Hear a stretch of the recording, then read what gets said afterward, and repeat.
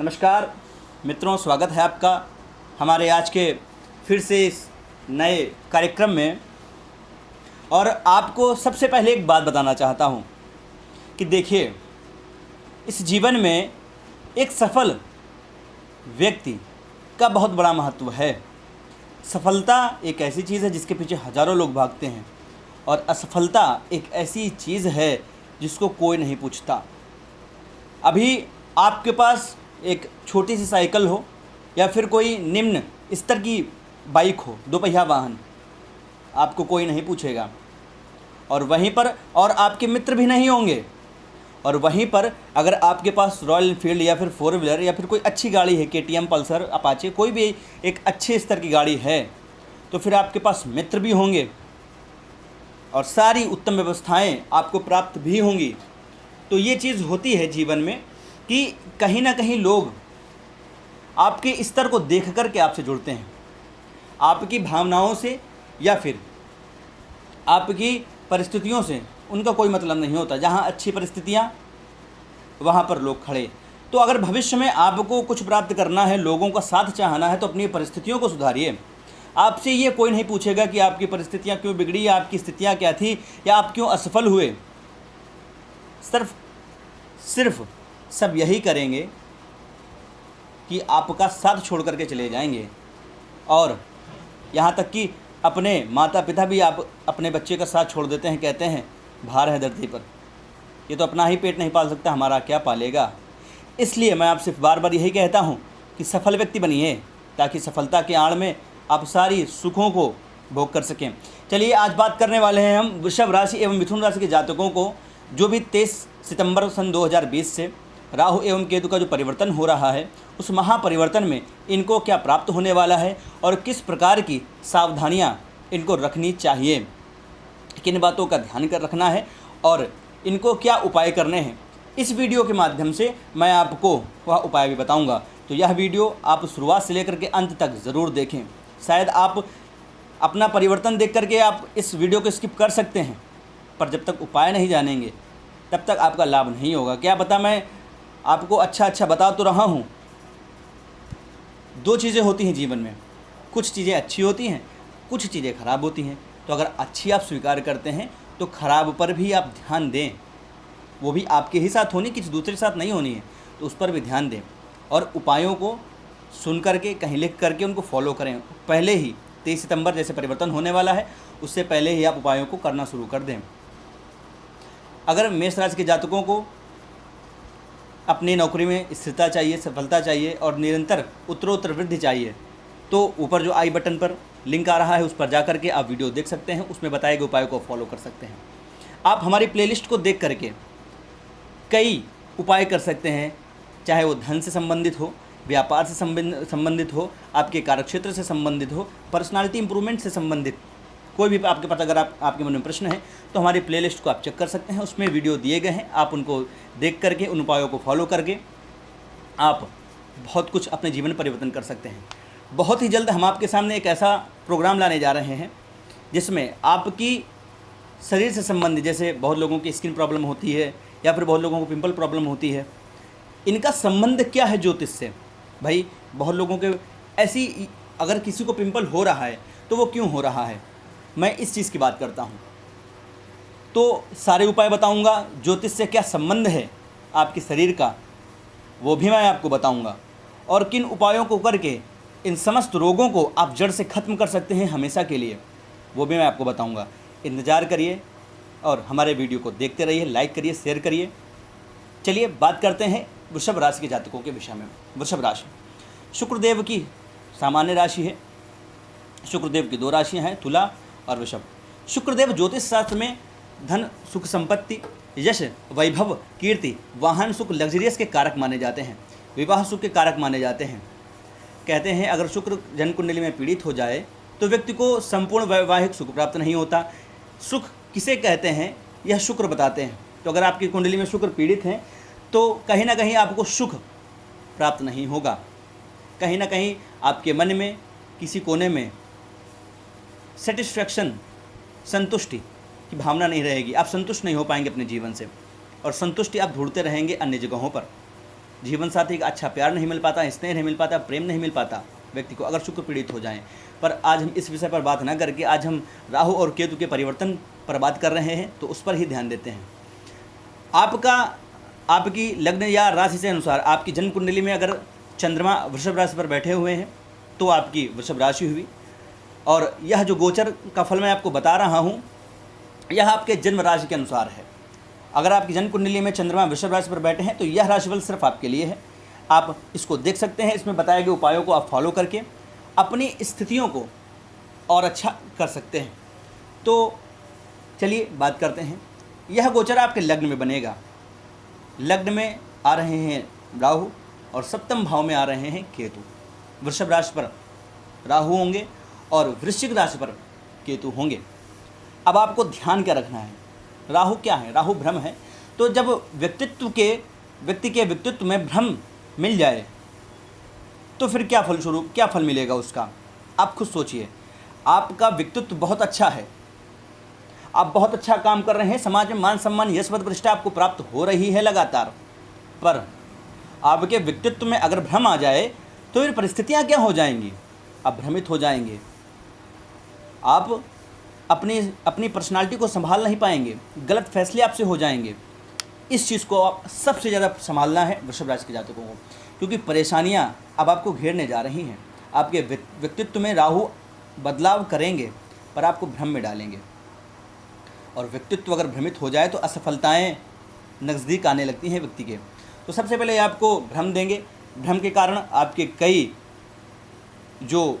चीज़ें हैं लाइफ की, जैसे कोई उचित सलाह लेनी है या किसी को सलाह देनी है तो उसमें गड़बड़ हो जाए, या उचित फैसले आप ले ना पाएँ, भ्रम में पड़ जाएं, ऐसी परिस्थितियां आपके सामने आ जाएंगी।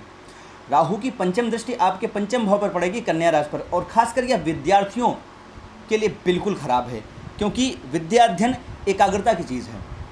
और जब राहु भ्रम है, अगर भ्रामक नज़र पंचम भाव पर पड़ेगी तो पढ़ाई में फिर विद्याध्ययन में फिर फोकस नहीं रह पाएगा आपका। सप्तम भाव पर उनकी 7वीं दृष्टि पड़ेगी तो मंगल की राशि है, तो मंगल और राहु की मित्रता बिल्कुल नहीं है। राहु और मंगल की युति अगर होती है कुंडली में तो अंगारक दोष बनता है, और यह दोष बहुत ही पीड़ा देता है व्यक्ति को। तो यहाँ पर आपके पत्नी से संबंध ये अच्छे नहीं रहने देंगे, पत्नी को समस्या देंगे, व्यापार में समस्या देंगे। हाँ, उतार चढ़ाव की स्थितियाँ बना सकते हैं, लाभ भी देंगे, पर लाभ किनको मिलेगा? यहाँ पर जिनको राजनीतिक भाषा आती है, जैसे को तैसा। अगर आप जुगाड़ी इंसान हैं तो फिर यह गोचर आपके लिए सर्वश्रेष्ठ है।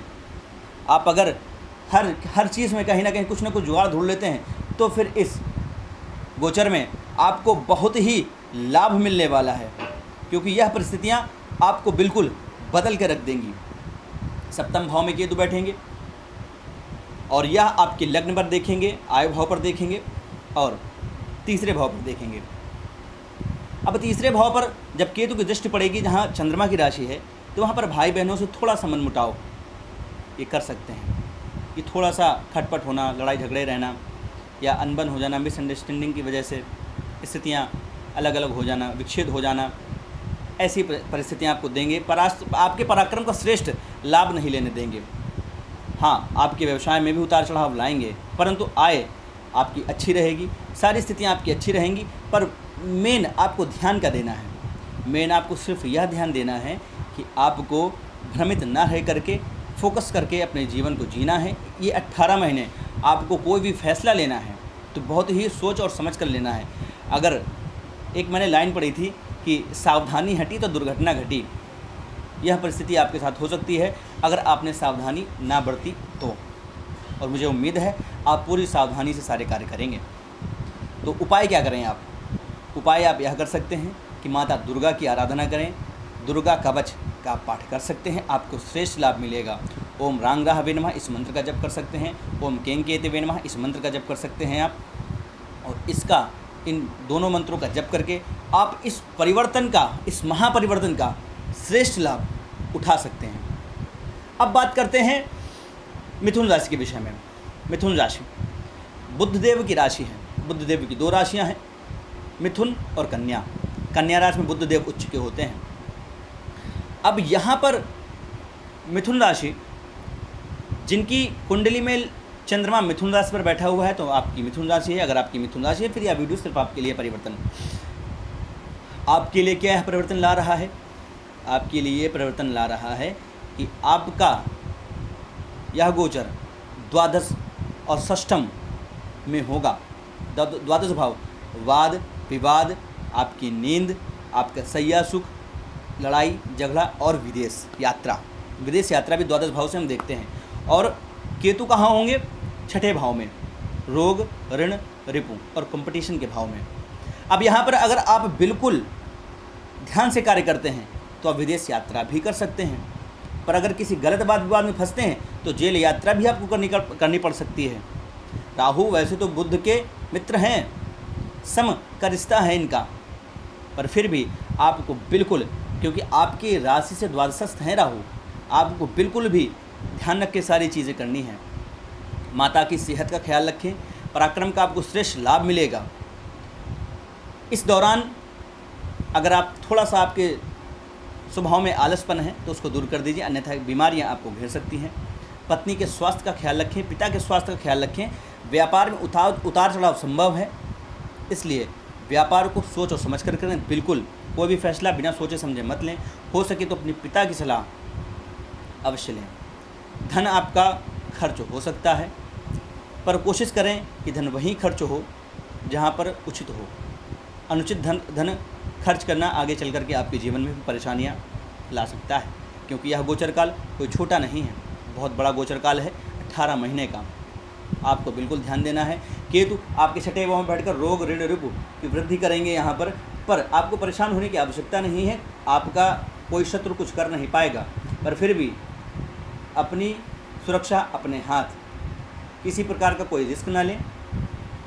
किसी को भी पैसा आप ऐसे मत दें, पैसे को बचाएं और कोशिश करें कि जितना पैसा आप सेव कर पाएँ, क्योंकि कोरोना काल चल रहा है, आपको पैसे की आवश्यकता भी होगी आगे चल करके। क्योंकि अभी तो ये सिर्फ टेलर चल रहा है, जब कोरोना काल हटेगा यहाँ से तो फिर जब संपूर्ण भारत पूरी तरह से खुल जाएगा तो फिर भारत की परिस्थितियाँ कुछ भिन्न होंगी। आज ही कई लोगों के पास नौकरियाँ नहीं हैं, तो सिर्फ आप कोशिश ये करें कि अपने कार्य पर ध्यान दें और अपने परिवार पर ध्यान दें। अन्य बाहरी क्षेत्र में आपको ध्यान देने की आवश्यकता नहीं है, वरना किसी पछड़े में फंस सकते हैं। और किसी अगर पछड़े में फंसे तो फिर 10 का 20 भी देना पड़ सकता है। तो गणेश जी की आराधना बिल्कुल करते रहें, बिल्कुल भी चूकें ना इस उपाय से, क्योंकि यह उपाय आपको कई मुश्किलों से, कई परेशानियों से बचा देगा। तो बात माने और इस उपाय को अवश्य करें। गणेश जी की आराधना कर सकते हैं, दुर्गा जी की आराधना कर सकते हैं, ओम गंगणपतये नमः इस मंत्र का जप कर सकते हैं, गणपति अथर्वशीर्ष का पाठ कर सकते हैं, भगवान हनुमान जी की आराधना कर सकते हैं, पंचमुखी हनुमत कवच का पाठ कर सकते हैं, बजरंग बाण का पाठ कर सकते हैं, हनुमान चालीसा का पाठ कर सकते हैं नित्य। स्त्री हैं तो फिर जब आप शुद्ध रहें तब करें, और पुरुष हैं तो आप नित्य करें। ये रहा मिथुन और वृषभ राशि के जातकों का महापरिवर्तन का फल। अब यह फल निर्भर किस पर करता है? आपकी जन्म कुंडली में राहु और केतु की स्थितियों पर। अगर आपकी कुंडली में राहु योग कारक हैं या फिर किसी अच्छी अवस्था में बैठे हैं तो यह गोचर आपके लिए श्रेष्ठ होगा, अन्यथा परेशानियां लेकर के आएगा। क्योंकि जब हम कुंडली में किसी भी भाव का फल निकालते हैं तो किसी भी ग्रह का फल निकालते हैं तो फिर वहाँ पर देखते हैं कि वह ग्रह किस स्थिति में है, लग्न में किस स्थिति में है, नवमांश में किस स्थिति में है, गोचर में किस स्थिति में है। तीनों में अच्छा होता है तो श्रेष्ठ फल मिलता है। अगर एक में खराब होता है, 2 में अच्छा होता है तो फिर 75%, 2 में खराब होता है, 1 में अच्छा होता है तो 50%, और तीनों में खराब होता है तो फिर परेशानियाँ। तो फिर उपाय करें और सफलता जरूर प्राप्त करें। जीवन में यही परम आवश्यक है। तो चलिए केतु देवता को प्रणाम करते हुए इस कार्यक्रम को हम विराम देते हैं। ओम पलाशपुष्प संकाशम तारकः ग्रहमस्तकं रौद्रम रौद्रात्मकं घोरम तुम केतुं प्रणमाम्यहम्। नमस्कार।